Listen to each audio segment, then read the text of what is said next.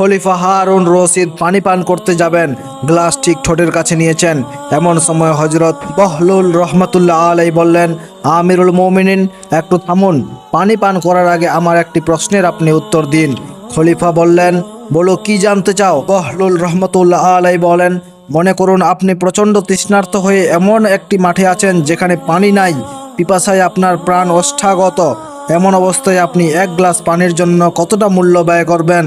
খলিফা বললেন, যেহেতু পানি না পেলে আমার মৃত্যু হবে, তাই আমার পুরো সম্পত্তি ব্যয় করে দিতে পারবো। হজরত বহলুল রহমতুল্লাহ আলাই বললেন, ঠিক আছে, এবার বিসমিল্লাহ বলে পানি পান করেন।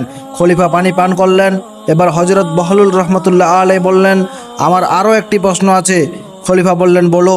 বহলুল রহমতুল্লাহ আলাই বললেন, এই পানি যদি আপনার শরীর থেকে না বের হয়, পেটেই জমা থাকে, প্রস্রাব বন্ধ হয়ে যায়, সেই পানি বের করার জন্য আপনি কত টাকা ব্যয় করবেন? এই প্রশ্নের উত্তরে খলিফা বললেন, প্রস্রাব বন্ধ হলে আমি তা সহ্য করতে পারবো না, মারা যাব।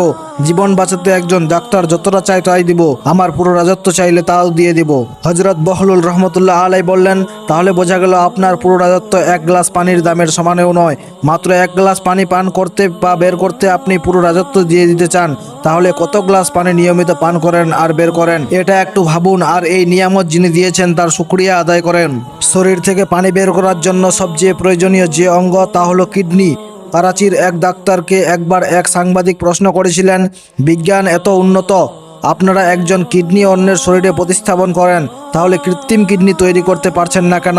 ডাক্তারের উত্তরটি ছিল খুবই আশ্চর্যজনক। তিনি বলেছিলেন, সায়েন্সের এই উন্নতি সত্ত্বেও কৃত্রিম কিডনি তৈরি করা খুবই কঠিন, কারণ আল্লাহ তাআলা কিডনির ভেতরে যে চালনি যুক্ত করেছেন তা খুব সূক্ষ্ম পাতলা। এখনও পর্যন্ত এমন যন্ত্র আবিষ্কার হয়নি যা এমন সূক্ষ্ম ও পাতলা চালনি তৈরি করতে পারে। আর যদি কোটি কোটি টাকা ব্যয় করে চালনি তৈরি করাও হয়, তবু কিডনির ভিতর থেকে এমন একটি জিনিস আছে যা তৈরি করা আমাদের ক্ষমতার বাইরে। জিনিসটি হলো একটি ইন্দ্রিয় বা সেন্সার। এই ইন্দ্রিয় ফয়সালা করে যে এই মানুষ শরীরে কতটুকু পানি ধরে রাখতে চাই।